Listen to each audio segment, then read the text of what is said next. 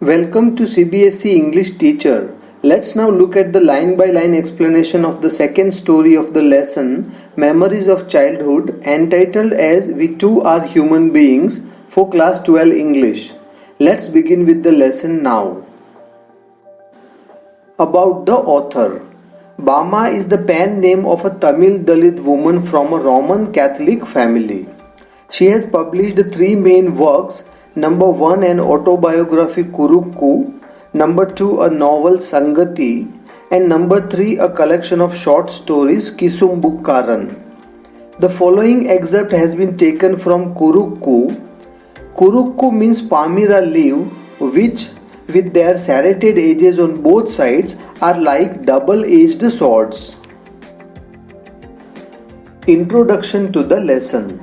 The lesson describes the story of a fun-loving little girl. She loves to observe every bit of thing happening in and around her street. But one day she, while noticing an incident, comes to know about the reality of a social evil in our country, that is the practice of untouchability. Let's now look at the line-by-line explanation of the lesson. When I was studying in the third class, I hadn't yet heard people speak openly of untouchability. But I had already seen, felt, experienced, and been humiliated by what it is. Humiliated means insulted.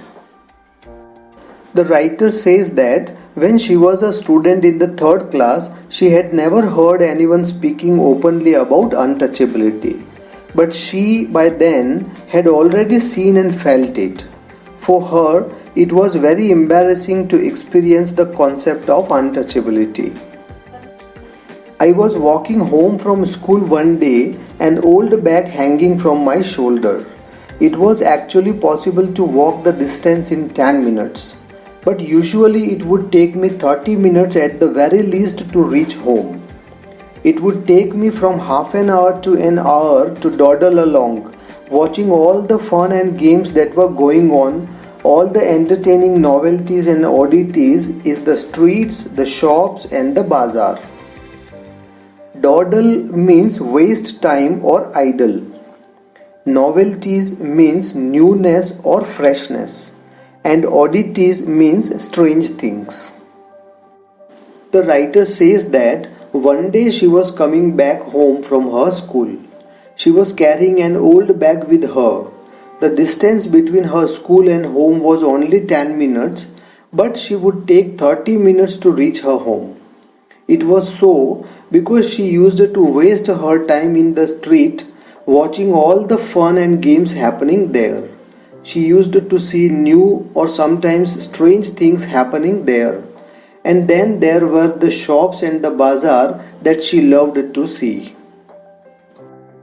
The performing monkey, the snake which the snake charmer kept in its box and displayed from time to time, the cyclist who had not got off his bike for 3 days and who kept pedaling as hard as he could from break of day, the rupee notes that were pinned on to his shirt to spur him on, the spinning wheels, the Mariatta temple, the huge bell hanging there, the pongal offerings being cooked in front of the temple, the dried fish stall by the statue of Gandhi, the sweet stall, the stall selling fried snacks, and all the other shops next to each other, the street lights always demonstrating how it could change from blue to violet, the Narikuravan hunter gypsy with his wild lammu in cages, selling needles, clay beads, and instrument for cleaning out the ears. Oh, I could go on and on. Each thing would pull me to a standstill and not allow me to go any further.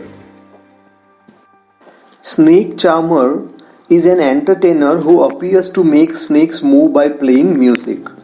Spur means encourage. Offerings means donations or gifts. Demonstrating means showing. Lemur is a monkey-like animal, and instruments means tools. The writer describes of those things she watched in the street or the bazaar.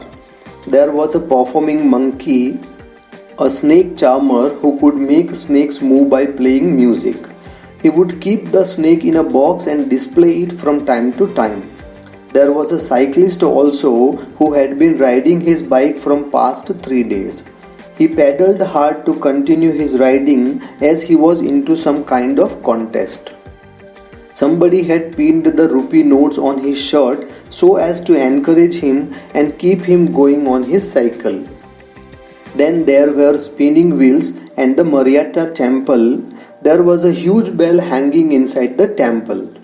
The Pongal offerings, that is a particular dish cooked during Pongal, was cooked outside this temple. There were dried fish also that were sold by the statue of Gandhi. Next, she describes that there were stalls of sweet and fried snacks and other shops next to each other. There were street lights that turned violet from blue, and then the Narikuravan, a tribe in South India. He had a lemur, an animal that looks like a monkey in a cage. He was a seller of needles, clay beads, and some instruments used for cleaning the ears. These sights of various things were so entertaining for her that it prevented her from going further. At times, people from various political parties would arrive, put up a stage, and harangue us through their mics. Then there might be a street play or a puppet show or a no magic, no miracle stunt performance. All this would happen from time to time, but almost certainly there would be some entertainment or other going on. Harangue means to give lecture, and miracle means wonder. The writer says that sometimes the people from various political parties would come in their street and put up a stage to deliver lectures for all of us. Sometimes a street play, a puppet show, and no magic, no miracle acts were also staged in the street. So basically, there was a regular display of such entertaining acts in the street. Even otherwise, there were the coffee clubs in the bazaar.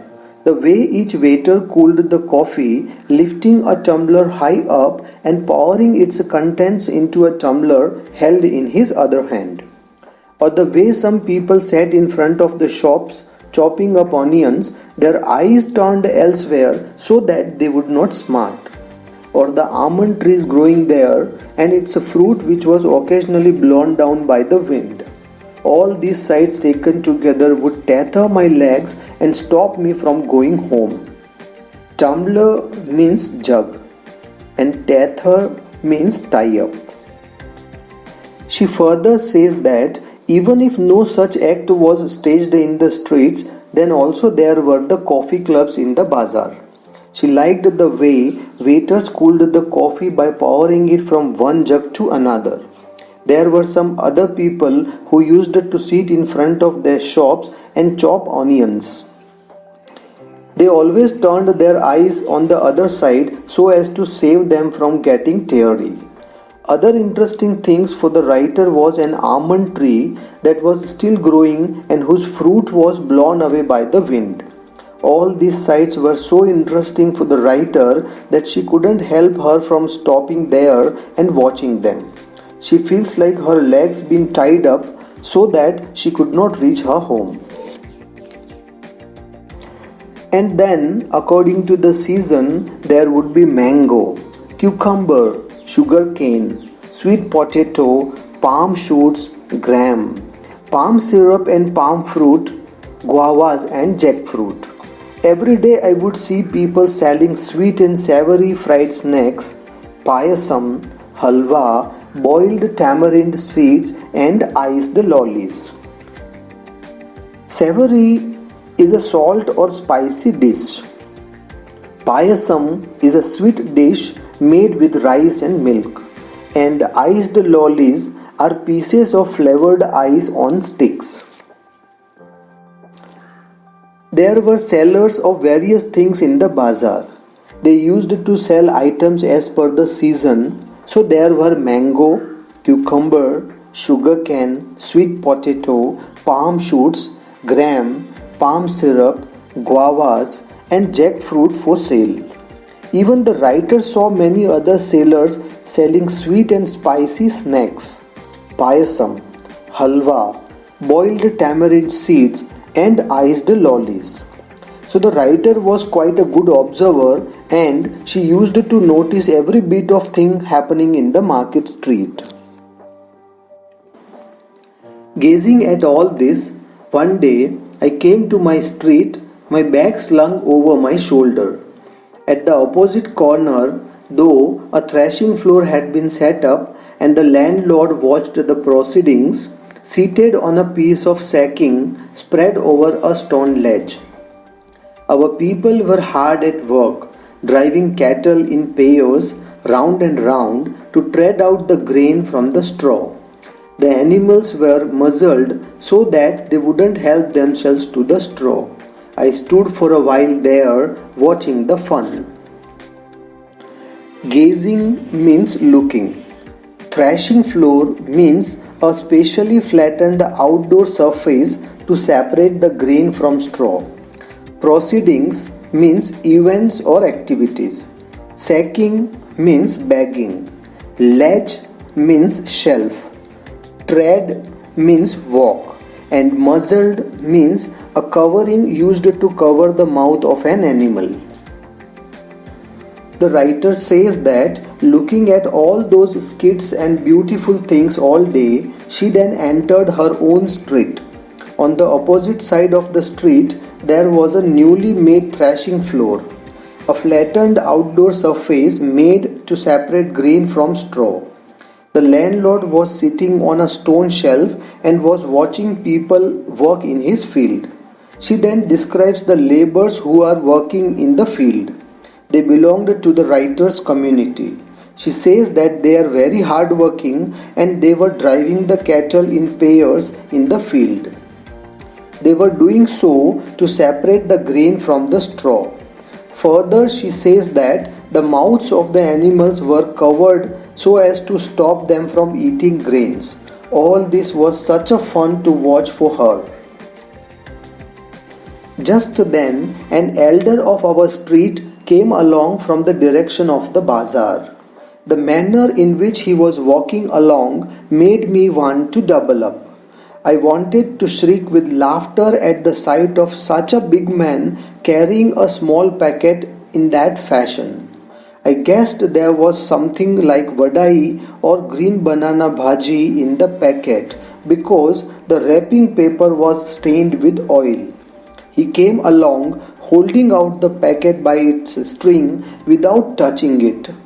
I stood there thinking to myself, if he holds it like that, won't the package come undone and the vadais fall out? Double up means laugh out loud. Shriek means burst out. Wrapping means covering. Stained means spotted. And string means thread. Then she saw an elder person who was her neighbor coming from bazaar. He was carrying a packet of some snack with him. The manner in which the old man was walking made her burst in laugh. He was handling it at some distance from his body. She says that she came to know that the packet contained vadai or green banana bhaji. She guessed it because of the oily spots on the packet. The man was carrying it by the threads. This made the writer think that this way of handling a packet could lead to fall of its contents. The elder went straight up to the landlord, bowed low and extended the packet towards him, cupping the hands that held the string with his other hand. The landlord opened the parcel and began to eat the vadais. Extend means hold out, and cupping means holding hands together to catch something. The old man went up to the landlord. He bends down to show respect to the landlord and holding his hand out, he offered the carry bag to the landlord. The landlord took the parcel and started eating vadais out of it. After I had watched all this, At last I went home. My elder brother was there. I told him the story in all its comic detail. I fell about with laughter at the memory of a big man and an elder at that, making such a game out of carrying the parcel. But Annan was not amused. Annan told me the man wasn't being funny when he carried the package like that. He said everybody believed that they were upper caste and therefore must not touch us. If they did, they would be polluted. That's why he had to carry the package by its string. Amused means finding something funny, and polluted means impure or harmful. After watching all this, she went back to her home. She narrated the whole incident of the old man to her elder brother. She was laughing out by recalling the way that big man was handling the packet. But her brother Annan didn't find it funny. He told her that the man wasn't being funny. He did it because we belong to a lower caste. People from upper caste do not touch us as this would make them impure. Even the food should be handled by its string if it is for the upper caste. That is why the old man was carrying it like this. When I heard this, I didn't want to laugh anymore and I felt terribly sad. How could they believe that it was disgusting if one of us held that package in his hands, even though the vadai had been wrapped first in a banana leaf and then parceled in paper?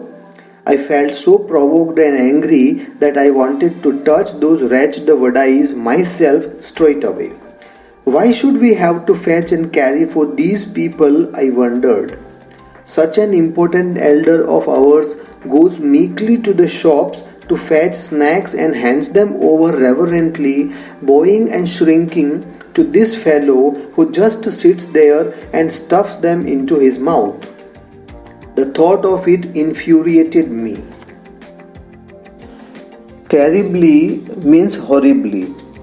Disgusting means unpleasant. Provoked means evoked or aroused. Wretched means miserable or sad. Fetch means bring or carry. Meekly means quietly or submissively. Reverently means with deep respect. And infuriated means angered. When she heard all this from her brother, the writer became very sad. She wanted to know how the people of upper caste could have such a belief about their community. She knew that vadais are first packed in banana leaves and then in a parcel, so how could they get polluted with their touch? She felt so angry at this that she decided to go and touch those vadais herself. She then questioned herself again as to why we have to go and bring things for these upper caste people. She also felt bad for that elder person who was one of the important people of her tribe. She said he even had to go to bring things for them. He had to hand all that with great respect to such a person who just sits there and pops the things into his mouth. This very thought filled her with anger. How was it that these fellows thought so much of themselves? Because they had scraped 4 coins together, did that mean they must lose all human feelings? But we too are human beings. Our people should never run these petty errands for these fellows. We should work in their fields, take home our wages, and leave it at that.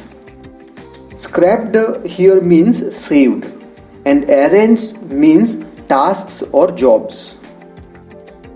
The writer says that what if the upper caste people have some money with them? Does that mean that they will not treat others nicely? She says that we are also human beings and should be treated like humans. She also thinks that people from her community should not do such small tasks of bringing food for them. We should work in their fields, take our wages, and then leave out. We should never do any extra work for them. My elder brother who was studying at a university, had come home for the holidays. He would often go to the library in our neighboring village in order to borrow books. He was on his way home one day, walking along the banks of the irrigation tank. One of the landlord's men came up behind him.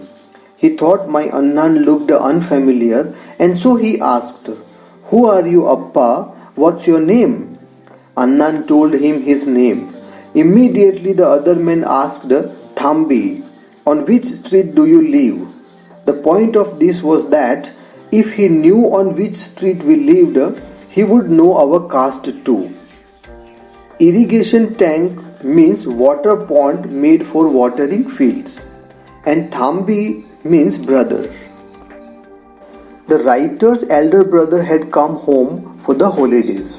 He was a student at a university. He was on the way to his home from a neighboring village where he had gone to borrow books from the library. He was walking along an irrigation pond when he was stopped by one of the men of the landlord. He was asked his name. Annan told his name. He then queried about his street so that he could know his caste. Annan told me all these things, and he added, "Because we are born into this community, we are never given any honor or dignity or respect. We are stripped of all that. But if we study and make progress, we can throw away these indignities. So study with care, learn all you can. If you are always ahead in your lessons, people will come to you of their own accord and attach themselves to you. Work hard and learn." The words that Annan spoke to me that day made a very deep impression on me, and I studied hard with all my breath and being, in a frenzy almost. As Annan had urged, I stood first in my class, and because of that, many people became my friends. Community means group. Dignity means nobility. Indignities means disrespects, and frenzy means madness. Annan told the whole incident to the writer. He also told her that as they were born into a low caste, they will never get any respect from the upper caste. They would be deprived of all this. But if they study hard and make progress in their lives, they can throw away this disrespect. He suggested his sister to study hard and stay ahead over others, as this would earn her respect and company from others. The words of the elder brother touched her so deeply that she started working hard almost like a mad person.